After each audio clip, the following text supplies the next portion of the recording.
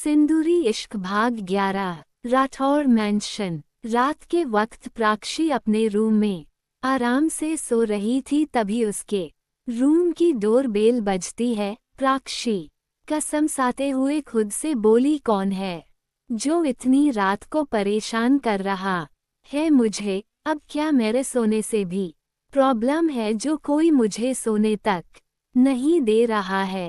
प्राक्षी अभी खुद से ही बड़बड़ा रही थी कि फिर से उसके रूम की बेल बजती है।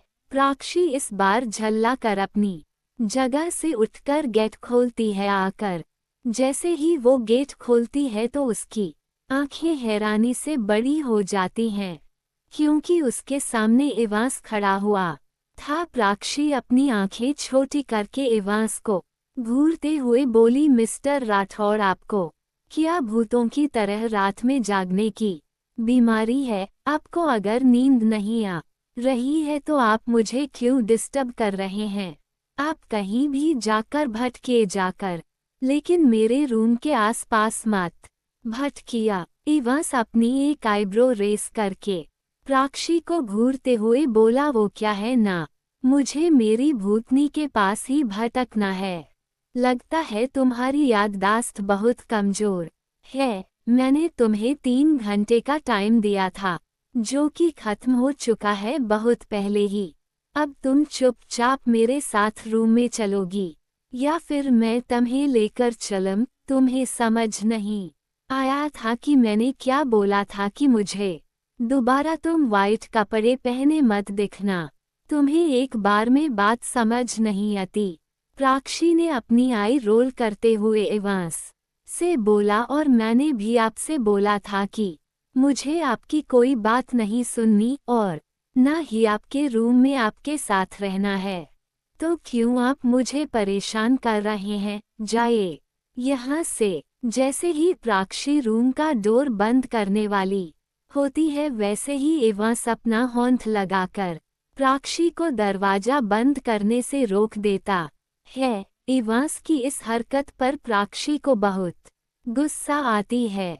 जैसे ही वो इवांस को गुस्से में कुछ बोलने वाली होती है, वैसे ही इवांस को देखकर प्राक्षी डर से सहम जाती है, क्योंकि इवांस इस वक्त गुस्से में खड़ा हुआ था। उसके चेहरे से साफ पता चल रहा था कि इवांस गुस्से में है था। इवांस को ये बिल्कुल भी पसंद नहीं था कि कोई उसकी बात को काटे या फिर उसे पलटकर जवाब दे, और प्राक्षी ने वही कर दिया। इवांस एक झटके में रूम के दरवाजे को खोलकर रूम के अंदर आता है और प्राक्षी को अपने कंधे पर लादकर उससे सर्द आवाज में बोला, फालतू की बकवास सुनना मुझे पसंद नहीं है, तो अपना मुंह बंद रखना। इवांस की इतनी सर्द आवाज सुनकर प्राक्षी अंदर तक कांप जाती है। उसकी हिम्मत नहीं होती दोबारा कि वो इवांस को कुछ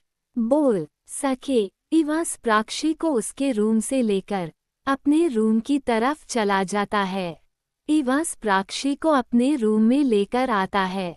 अपने रूम का दरवाजा उसने अपने एक पैर से बंद कर दिया था। इवांस प्राक्षी को अपने बेड पर फेंकते देता है, फिर अपना एक घुटना बेड पर रखकर प्राक्षी के ऊपर झुकते हुए बोला, चुपचाप यहाँ लेटी रहो। यहाँ से हिलने की भी अगर कोशिश की तुमने तो मुझसे बुरा कोई नहीं होगा तुम्हारे लिए। प्राक्षी इवांस के एक्सप्रेशन देखकर डर रही थी, इसलिए वो इवांस से कुछ बोल नहीं सकती थी। लेकिन इवांस के इस तरह उसे बेड पर फेंकने से प्राक्षी की कमर में लग गई थी। इवांस एक नज़र प्राक्षी को देखकर वॉशरूम में चला जाता है शॉवर लेने के लिए। इवांस को जाता हुआ देखकर प्राक्षी अपनी कमर को सहलाते हुए बोली, पागल खऊस राक्षस कहीं का, मुझे कमर में लग गई इतनी तेज, ऐसे मुझे बेड पर फेंक दिया जैसे मैं कोई आलू की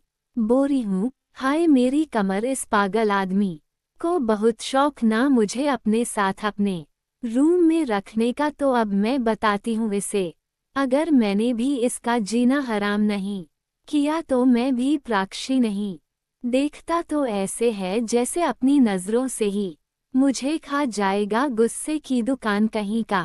जब एवास शॉवर लेकर वॉशरूम से बाहर आता है तो अपनी आई रोल करते हुए प्राक्षी को देखता है, क्योंकि प्राक्षी एवांस के पूरे बेड पर अपने हाथ पैर फैलाकर लेटी हुई थी।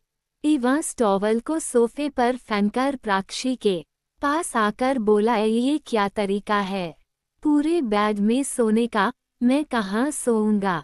प्राक्षी एवांस की बात का कोई जवाब नहीं देती है, क्योंकि वो सो रही थी या फिर कह सकते हैं कि सोने का नाटक कर रही थी। एवांस को परेशान करने के लिए प्राक्षी को जवाब न देते हुए देखकर एवांस इरिटेट होकर तेज से प्राक्षी के कान के पास चिल्लाते हुए बोला, मिसेज राठौर तुम्हें सुनाई नहीं दे रहा है मैं क्या बोल रहा हूँ। ये सोने का नाटक बंद करो और चुपचाप बेड पर एक साइड होकर सो जाओ, मुझे भी सोने दो। एवांस के चिल्लाने से प्राक्षी अपना मुंह बनाते हुए अपनी एक फिंगर से अपने कान को सहलाते हुए बोली, क्या है, क्यों शोर मचा रखा है आपने, आप जाकर सोफे पर सो जाए, क्योंकि मैं तो ऐसे ही पूरे बेड में फैलकर सोती हूँ और मैं ऐसे ही सोऊंगी। एवांस अपनी दांती पीसकर बोला, प्राक्षी परेशान करना बंद करो, तुम एक साइड होकर भी सो सकती हो तो ड्रामा बंद करो अपन। प्राक्षी ने बोरियत से एवांस को जवाब दिया, ओ मिस्टर राठौर अब आप ही मुझे अपने रूम में जबरदस्ती लेकर आए हैं तो आपको तो मुझे झेलना ही पड़ेगा, और अगर आप मुझे नहीं झोलना चाहते हैं तो मैं अपने रूम में चली जाती हूँ, क्योंकि मैं तो ऐसे ही पूरे बेड पर फैलकर सोऊंगी। अब अगर आपको दिक्कत है तो वो सोफा पड़ा है, आप वहां पर सो जाए, मैं इस बेड से एक तिनका भी नहीं हिलूंगी। एवांस अपने मन में प्राक्षी पर कुड़ते हुए बोला, ये लड़की ना मुझे जानबूझकर परेशान कर रही है, इसको तो बताऊंगा अच्छे से। इस पागल लड़की की वजह से आज मुझे सोफे पर सोना पड़ेगा। एवांस अपना पिलो लेकर सोफे की तरफ बढ़ जाता है। एवांस को सोफे की तरफ जाता हुआ देखकर प्राक्षी अपने मन में मुस्कुराते हुए बोली, अब आया ऊंट पहाड़ के नीचे जारी